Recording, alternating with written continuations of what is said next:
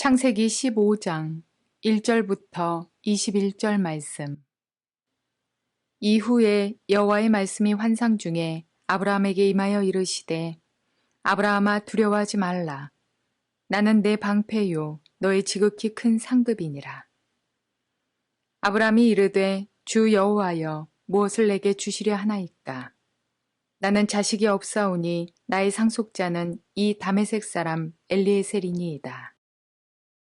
아브라함이 또 이르되 주께서 내게 씨를 주지 아니하셨으니 내 집에서 길린 자가 내 상속자가 될 것이니이다. 여호와의 말씀이 그에게 임하여 이르시되 그 사람이 내 상속자가 아니라 내 몸에서 날 자가 내 상속자가 되리라 하시고 그를 이끌고 밖으로 나가 이르시되 하늘을 우러러 무뼈를 셀 수 있나 보라. 또 그에게 이르시되 네 자손이 이와 같으리라.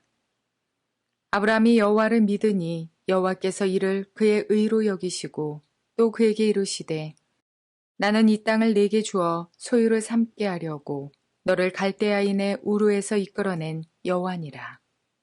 그가 이르되 주 여호와여 내가 이 땅을 소유로 받을 것을 무엇으로 알리이까. 여호와께서 그에게 이르시되 나를 위하여 3년 된 암소와 3년 된 암염소와 3년 된 순양과 산비둘기와 집비둘기 새끼를 가져올지니라. 아브라함이 그 모든 것을 가져다가 그 중간을 쪼개고 그 쪼갠 것을 마주 대하여 놓고 그 새는 쪼개지 아니하였으며 솔개가 그 사체 위에 내릴 때에는 아브라함이 쫓았더라. 해질 때에 아브라함에게 깊은 잠이 임하고 큰 흑암과 두려움이 그에게 임하였더니 여호와께서 아브라함에게 이르시되 너는 반드시 알라. 네 자손이 이방에서 객이 되어 그들을 섬기겠고 그들은 400년 동안 네 자손을 괴롭히리니 그들이 섬기는 나라를 내가 징벌할지며 그 후에 네 자손이 큰 재물을 이끌고 나오리라. 너는 장수하다가 평안히 조상에게로 돌아가 장사될 것이요 네 자손은 4대 만에 이 땅으로 돌아오리니 이는 아모리 족속의 죄악이 아직 가득 차지 아니함이니라 하시더니 해가 져서 어두울 때에 연기나는 화로가 보이며 타는 횃불이 쪼갠 고기 사이로 지나더라. 그 날에 여호와께서 아브람과 더불어 언약을 세워 이르시되 내가 이 땅을 애굽 강에서부터 그 큰 강 유브라데까지 네 자손에게 주노니 곧 겐 족속과 그니스 족속과 감몬 족속과 헷 족속과 브리스 족속과 르바 족속과 아모리 족속과 가나안 족속과 기르가스 족속과 여부스 족속의 땅이니라 하셨더라. 좋은 날입니다. 성령님께서 오늘도 여러분의 심령 가운데 큰 은혜와 평강으로 함께해 주시기를 주님의 이름으로 축복하여 드립니다. 오늘은 창세기 15장 말씀을 통해서 비전의 삶은 하나님의 언약을 받을 때 시작됩니다 라는 제목으로 말씀을 전해드리려고 합니다. 우리 인간에게 비전이라는 것은 굉장히 중요합니다. 삶의 방향이 비전에서 나오고 삶의 구체적인 목표도 비전을 가진 사람에게서 볼 수 있는 일입니다. 결국 이런 비전을 가진 사람의 삶은 헛된 시간을 낭비하지 아니하고 반드시 그 삶에 좋은 열매를 맺을 수가 있습니다. 그런데 비전의 삶이라는 것은 인간이 스스로 만들어내는 것이 아니라 하나님이 우리에게 주신 약속, 언약에서 시작된다는 사실을 오늘 성경을 통해서 배울 수가 있습니다. 우리는 아브라함을 통해서 많은 것을 배웁니다. 특별히 비전의 삶이 어떻게 시작되어졌는가. 아브라함이 어떻게 해서 한 민족의 조상이 되어질 뿐만 아니라 모든 이방 민족이 구원받는 통로로 쓰임받게 되어졌는가. 분명 위대한 비전의 삶입니다. 이 비전의 삶은 어떻게 시작되었는지를 아는 것은 굉장히 중요합니다. 물론 우리가 창세기 12장에서 본 것처럼 하나님께서 그를 본토 친척 아비 집을 떠나 내가 너에게 지시할 땅으로 가라고 말씀하셨고 그리하면 내가 너를 큰 민족을 이루고 열방의 축복의 통로로 삼아주겠다고 말씀하셨습니다. 그래서 아브라함은 순종했고 또 그가 가는 곳곳마다 제단을 쌓고 여호와의 이름을 불렀다고 했습니다. 예배하는 삶과 기도하는 삶이 결국 그의 삶에 하나님의 부르심을 성취하는 길이었습니다. 그러나 구체적으로 그의 삶의 부르심이 뭔지는 아직 명확하게 드러나지 않습니다. 그의 삶의 목표가 필요합니다. 방향이 필요합니다. 오늘 본문은 그 이야기입니다. 창세기 15장은 시작을 이렇게 시작하고 있습니다. 이후에 여호와의 말씀이 환상 중에 아브라함에게 임하여 이르시되 아브라함아 두려워 말라. 나는 네 방패요 너희 지극히 큰 상급이니라. 재미있는 이야기입니다. 왜 하나님께서 이런 말씀을 하셨을까요? 아브라함이 두려워 떨고 있었기 때문입니다. 왜 두려워 떨었을까요? 두 가지 이유 때문입니다. 우리가 14장에 본 것처럼 페르시아 연합군을 물리치고 승리를 가져온 아브라함이었습니다. 그러나 그가 엄청난 큰 성곽을 가진 것도 아니고 수많은 군대를 가진 사람도 아니었습니다. 일개 한 가장에 불과한 사람이었습니다. 그렇기 때문에 혹시 이 전쟁 이후에 이 페르시아 연합군이 아브라함을 공격하면 어떨까 하는 두려움 분명히 있을 것입니다. 그 두려움에 더해서 이제 그가 그의 생애 동안에는 그 가정을 지키기 위해서 또 그에게 주신 하나님의 부르심을 이루기 위해서 열심으로 달려왔지만은 가만히 돌아보니까 그의 인생을 살아가면서 그의 후계자를 아직 그의 상속인을 혹은 그에게 주신 하나님의 부르심을 계속해서 이어나갈 상속자를 얻지 못했다는 사실을 발견했습니다. 나이가 들었음에도 불구하고 아들이 없었다는 것입니다. 그 당시에 문화 속에서 한 집안에 부부 사이에 아들이 없다는 것은 큰 부끄러운 일이었습니다. 뿐만 아니라 두려운 일이었습니다. 그래서 그때의 문화 관습대로 아브라함은 하나님께 말씀을 드립니다. 하나님, 아들이 없지 않습니까? 나에게 상속자가 없기 때문에 우리 집에서 종으로 키려왔던 이 다메섹 엘리에셀을 이제 상속자로 세워야 될 판입니다. 하고 불평을 합니다. 이것이 아브라함의 두려움이었고 걱정거리였고 불평거리였습니다. 혹 페르시아 연합군이 나를 공격하면 어떨까? 나에게 상속자도 없는데 내가 무엇 때문에 이렇게 살아야 하는가? 이런 어려움이 우리 삶 가운데도 닥쳐오는 것은 현실입니다. 성경은 참으로 우리에게 현실적인 이야기를 들려주고 있습니다. 내가 이렇게 공격을 받아서 죽게 되면 어떡하나 하는 두려움 뿐만 아니라 내게 자식이 없기 때문에 내가 가진 모든 재산과 모든 것은 그리고 내게 주신 하나님의 비전은 어떻게 성취될까 하는 두려움입니다. 하나님이 이 종을 통해서 일을 행하실까 하는 마음도 있었을 것입니다. 이것이 아브라함이 처한 상황이었습니다. 삶은 두려움의 연속이고 혹은 부족함의 연속이고 혹은 불명확성의 연속이라고 저는 그렇게 말씀드리고 싶습니다. 바로 그때 하나님께서 말씀하십니다. 이것이 아브라함에게 삶의 분명한 방향과 비전을 던져주는 계기가 되어졌습니다. 하나님 뭐라고 말씀하셨나요? 다메섹 엘리에셀이 너의 상속자가 아니다. 네 허리에서 나오는 자가 상속자가 될 것이다. 단수로서 아브라함의 몸에서 태어날 한 아들 이삭을 가리켜 이야기한 것입니다. 그러면서 하나님께서 말씀하시기를 그의 손을 잡고 밖으로 데려나가서 이렇게 말씀하십니다. 그를 이끌고 밖으로 나가 이르시되 하늘을 우러러 무별을 셀 수 있나 보라. 또 그에게 이르시되 네 자손이 이와 같으리라. 하늘의 수많은 별들을 쳐다봅니다. 그때 마치 별들이 하늘에서 아브라함을 향하여 외치는 것 같습니다. 아브라함 할아버지, 아브라함 할아버지 하고 외치는 것 같습니다. 수많은 자손이 하늘의 별과 같은 자손이 생겨난 모습을 연상하게 하십니다. 보게 하십니다.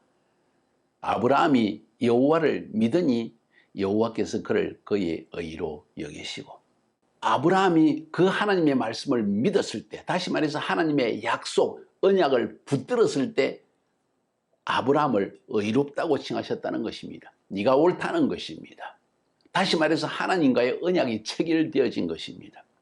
하나님과 인간 사이에 언약의 체결, 하나님은 약속하셨고 인간은 그 일방적 약속에 대해서 믿음으로 응할 때 약속은 체결되어지는 것입니다. 자, 이 약속은 무엇입니까? 수많은 자손에 대한 약속이었습니다. 그런데 수많은 자손에 대한 약속뿐만 아니라 땅에 대한 약속도 함께 주십니다. 사람 그리고 땅. 보십시오. 또 그에게 이르시되 나는 이 땅을 네게 주어 소유를 삼게 하려고 너를 갈대아 우르에서 이끌어낸 여호와니라 하면서 18절부터 21절까지 그 땅의 경계를 북쪽 남쪽을 지어서 다 말씀해 주십니다. 땅에 대한 약속입니다. 아브라함은 하나님으로부터 언약을 받은 사람이 되었습니다. 하나님과 언약을 체결한 사람이 되었다는 것입니다. 그러나 완전한 언약이 아닙니다.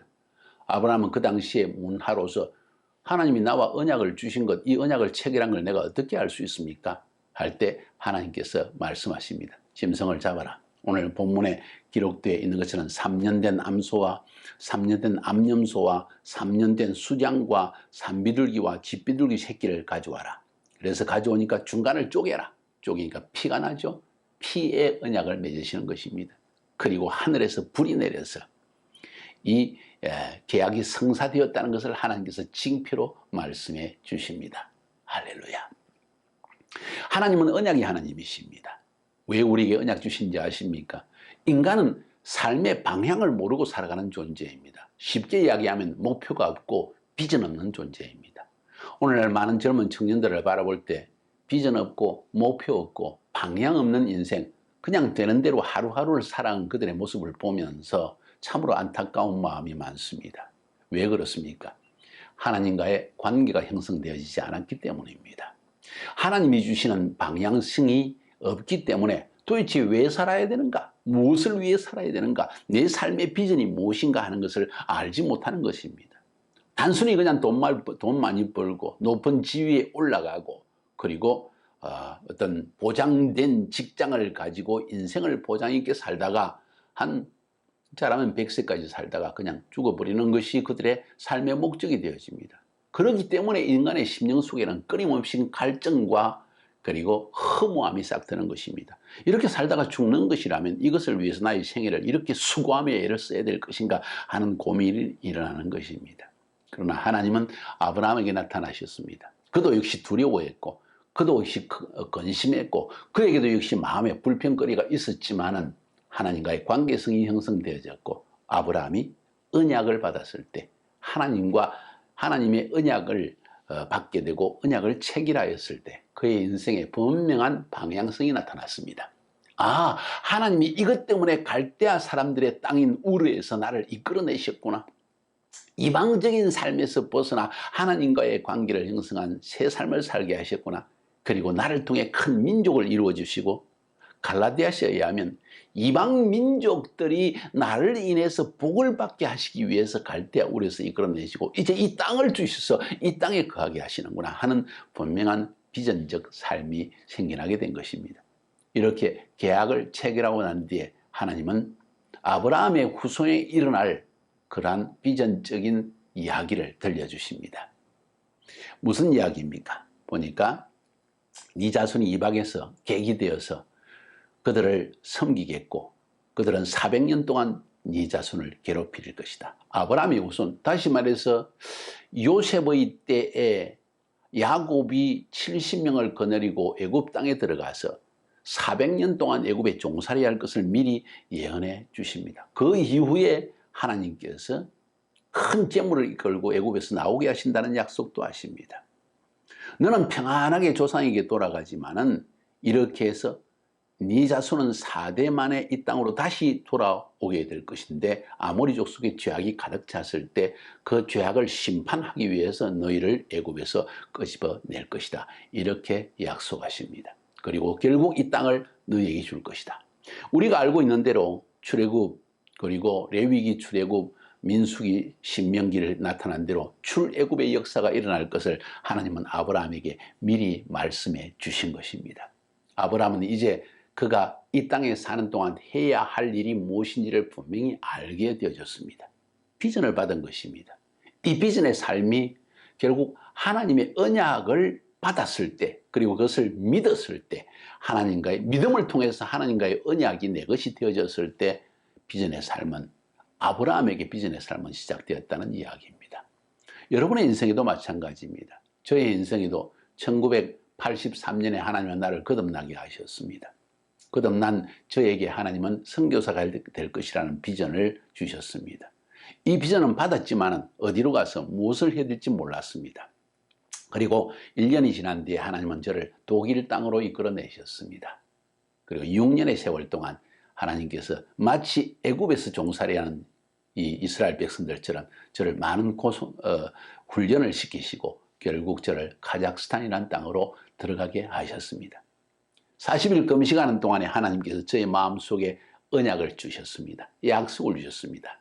이 복음의 말씀으로 카자흐스탄 민족과 중앙아시아의 실크로의 탄탄탄 나라들을 큰 구원을 가져오게 하겠다.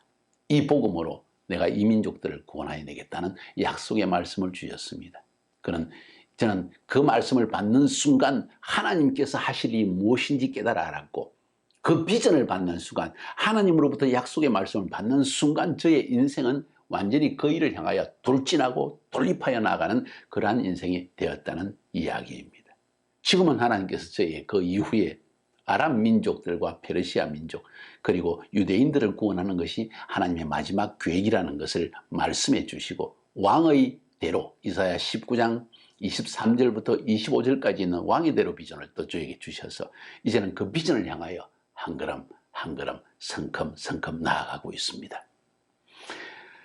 저에게 있는 이 비전의 삶은 역시 하나님의 언약을 받을 때 시작되어졌습니다. 실크로드 지역 탄탄탄 나라들에 대한 언약, 그리고 왕의 대로에 있는 아랍과 페르시아와 그리고 유대인들에 대한 이 비전을 받을 때 저의 비전의 삶은 시작되었다는 이야기입니다. 여러분의 인생에는 하나님이 어떤 언약을 주셨습니까? 여러분은 어떤 비전을 받았습니까?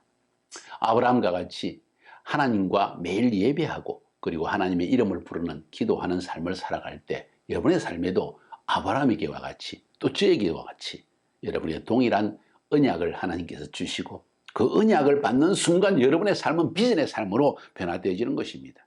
지금까지는 내가 왜 살았는지 무엇 때문에 사는지를 몰랐지만 이제는 내가 이 일을 위해 살아야 되겠다는 돌진하는 삶이 시작된다는 이야기입니다.